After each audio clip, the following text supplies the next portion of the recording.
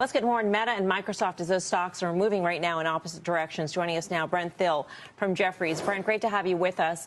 I want to tackle the decline that we're watching in Microsoft shares right now. What's behind it? Is it the Azure growth? Scoffers like Rodney Dangerfield, no respect. It is incredible.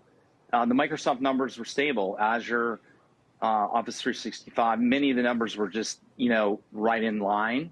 And it wasn't a blowout.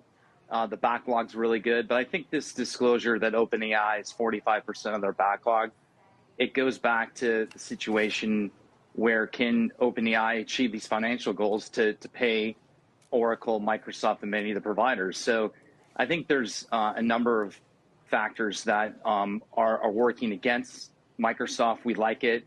We think it was a clean quarter. But I think many of these overhangs of is AI going to pay off? And can OpenAI follow through and pay these balances is still in the wings. We think OpenAI will.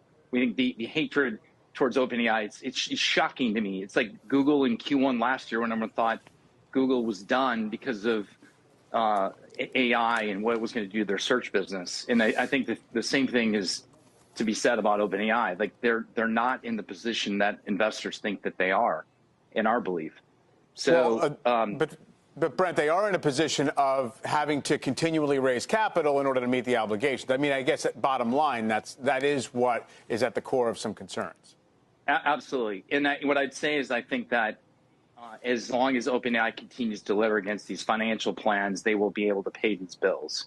But that again, I agree. It's the concern, and I'm not discrediting the concern. I think the concern is overly concerned relative to what's happening. We saw the same thing with Google at the beginning of the year. So Microsoft, again, I think pretty consistent. And I think the challenge for Microsoft is really what's going on at Meta, at IBM. Look at the numbers at those companies. Meta blew out the revenue number. The guidance in the top line is incredible. The expenses are higher, but they're not as bad as everyone feared. And so, again, you have a company that can do $30 of earnings power, 30 multiple gets you $900 a Meta, pretty easy. And you don't have the open AI overhang. So I just think it goes back to software doesn't have a catalyst because there's so many inflections that are happening outside of our group in other names like Meta, Amazon, Google, all the all the energy names that we cover. Thanks, Brent. We want to get back to you. I mean, Steve was sort of underscoring the point that you're making in terms of the concentration of the backlog, and that was the problem with Oracle. It's a very different story, though, in terms of Oracle and Microsoft, right? I mean, when we're thinking about the concentration of the backlog. And Microsoft is a more diverse business. They have an application business, a security business, an infrastructure business with Azure.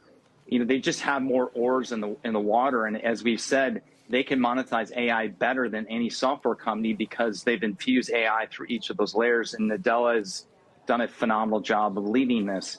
Oracle's coming from behind, right? They needed this $300 billion deal with OpenAI to get on the AI map, and they got it, and it's a great win for them.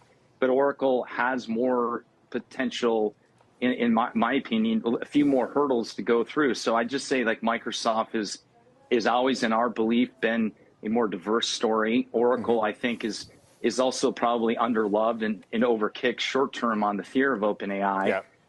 But they're both swimming in the same pool right now, which is no one's believing that OpenAI can follow through with these commitments. And I think that we're going to be shocked that they probably will be able to. So then these stocks should effectively over time go higher. Yeah, I mean, to your point, Google and Amazon have vastly outperformed the OpenAI complex, however you want to define that, Microsoft, Oracle. Real quick word on Meta, though, Brent. You mentioned it kind of looks good in comparison in many scores. Stock is up. I guess we were ready for the bigger CapEx number?